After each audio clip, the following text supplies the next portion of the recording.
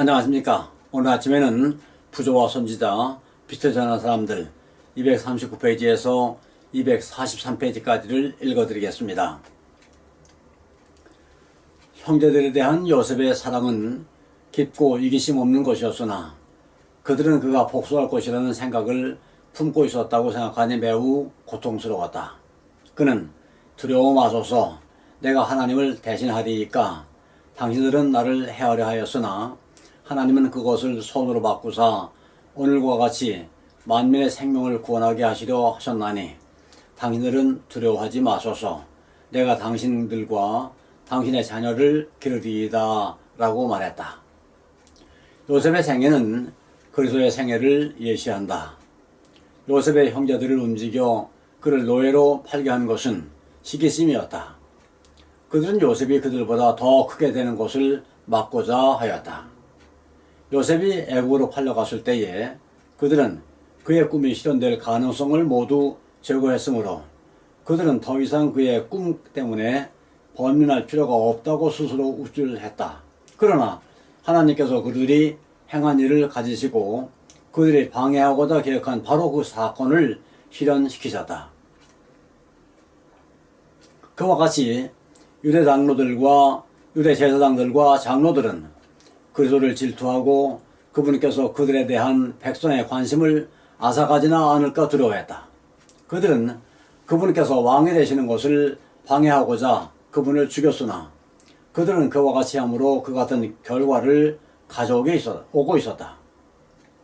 요셉은 애굽의 노예 신세를 통하여 그의 아버지의 가족을 구원한 구주가 되었다. 그러나 결과가 그렇다 하여 그의 형들의 죄가 감소된 것은 아니다. 그와 같이 그리스도께서는 원수들에 의하여 십자가에 못 박히심으로 타락한 인류의 구속자와 구조가 되시고 온 세상의 통치자가 되셨다. 그러나 그분을 살해한 자들의 죄는 하나님의 섭리의 손길이 당신의 영광과 인류의 행복을 위하여 그 사건을 지배하지 않으셨을 때와 똑같이 그가 간 것이다. 요셉이 그의 친형들에게 의하여 이방인들에게 팔린 것처럼 그리스도께서도 당신의 제자들 중 한 사람에 의하여 가장 극악한 원수들에게 팔리셨다. 요셉이 그의 결백 때문에 거짓으로 고소당하여 투옥당한 것처럼 그리스도께서도 당신의 의로운 극기의 생애가 죄에 대하여 견책이 되었기 때문에 멸시와 거절을 당하셨다. 정죄받을 만한 죄가 없으셨으나 그리스도께서는 거짓 증인들의 증언에 의하여 정죄를 당하셨다. 요셉이 불공평과 압제하에서도 참고 온유하게 행한 일과 인륜을 어긴 그의 형들을 기꺼이 용서해주고 고상한 자비심을 베푼 일은 구주께서 악인들의 악행과 능욕을 불평 없이 참으시고 당신을 살해한 자들뿐 아니라 당신께 나와 그들의 죄를 고백하고 용서를 구하는 자들을 모두 용서해 주실 것을 예표한다. 요셉은 그의 아버지가 돌아가신 후 54년을 더 살았다. 그는 살아서 에브라임의 자손 3대를 보았으며 므낫세의 아들 마길의 아들들도 요셉의 슬하에서 양육되었다. 그는 그의 백성이 증가되고 번성한 것을 보았고 그 모든 세월을 통하여 하나님께서 이스라엘을 약속의 땅으로 회복시키시라는 그의 신앙은 흔들리지 않았다. 자기의 인종이 가까움을 알고 그는 친족들을 그의 주위로 불렀다. 바로의 땅에서는 그가 그렇게 영예로운 대우를 받았었으나 애굽은 그에게 있어서 유랑의 땅에 지나지 않았다. 그의 마지막 행위는 그가 이스라엘과 운명을 같이 한다는 것을 증거하였다. 요셉의 마지막 말은 하나님이 너희를 권고하시고 너희를 이 땅에서 인도하여 내사 아브라함과 이삭과 야곱에게 맹세하신 땅에 이르게 하시리라는 말이었다. 그리고 그는 이스라엘 자손들로부터 그들이 가나안 땅으로 돌아갈 때에 그의 유고를 가져가겠다는 엄숙한 맹세를 받아냈다. 요셉이 110세의 죽음에 그들이 그의 몸에 향재료를 넣고 애굽에서 입관하였더라.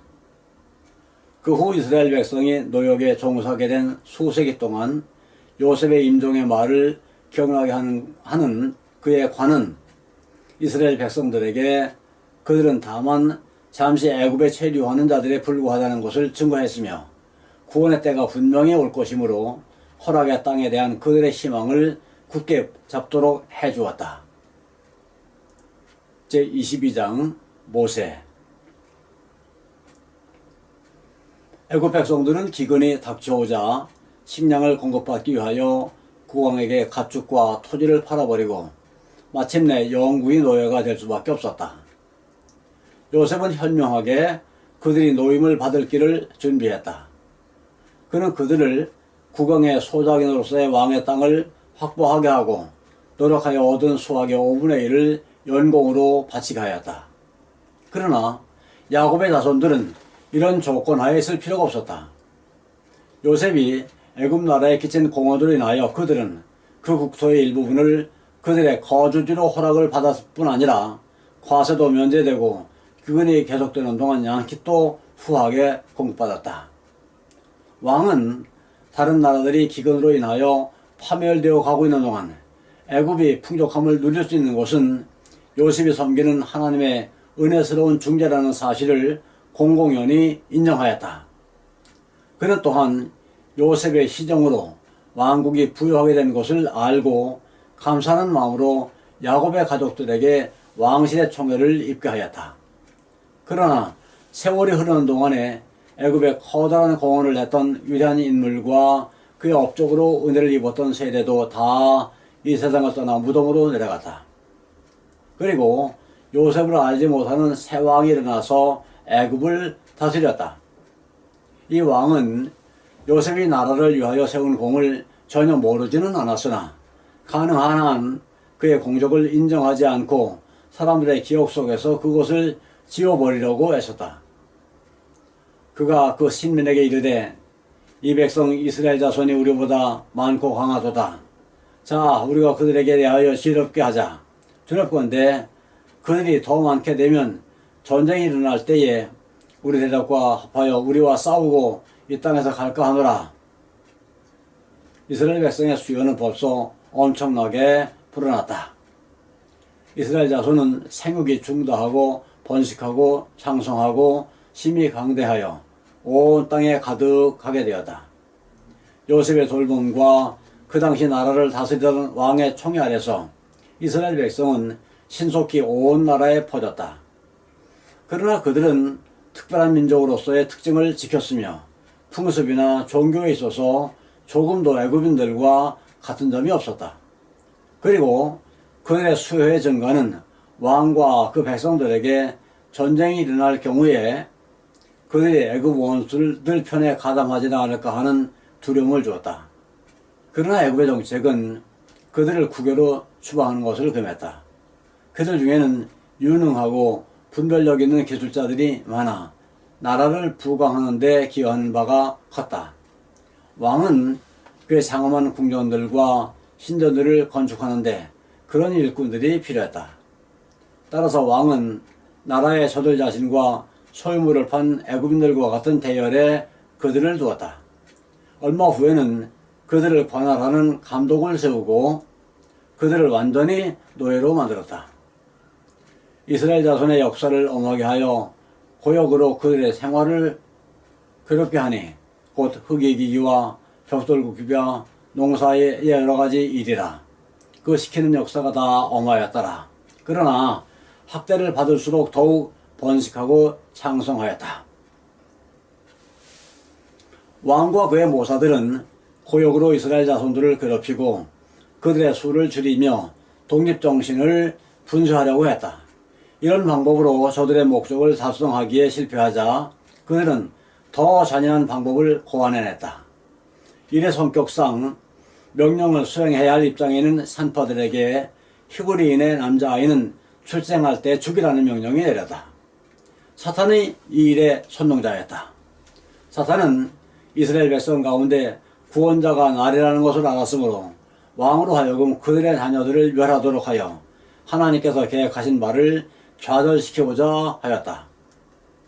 그러나 산파들은 하나님을 두려워하여 감히 그 잔인한 명령을 수행할 수 없었다. 여호와께서 산파들의 이 같은 행동을 용인하시고 그들을 번영하게 하셨다. 왕은 그의 계획이 실패한 것을 보고 화가 나서 더욱 긴급하고도 광범위한 명령을 내렸다. 그는 전 국민들에게 속절없는 희생물을 찾아내어 학살하도록 요구했다. 바로 그 모든 신민에게 명하여 가로되 남자가 나거든 너희는 그를 하수에 던지고 여자여든 살리라 하였다. 이 법령이 강행되고 있을 때에 레위지파 중에 경건한 이스라엘 사람 아므람과 요게벳에게 한 아들이 출생하였다. 가난 아이는 준수하였고 그 부모는 이스라엘의 해방 시기가 가까이 이르고 있다는 것과 하나님께서 당신의 백성을 위하여 한 구원자를 일으키시려는 것을 믿고 그들의 아이가 희생당하지 않게 하기로 결심하였다. 하나님께 대한 믿음은 그들의 마음을 강하게 해주었으며 임금의 명령을 무서워 아니했다. 아멘. 감사합니다. 오늘 아침에는 여기까지를 읽어드렸습니다.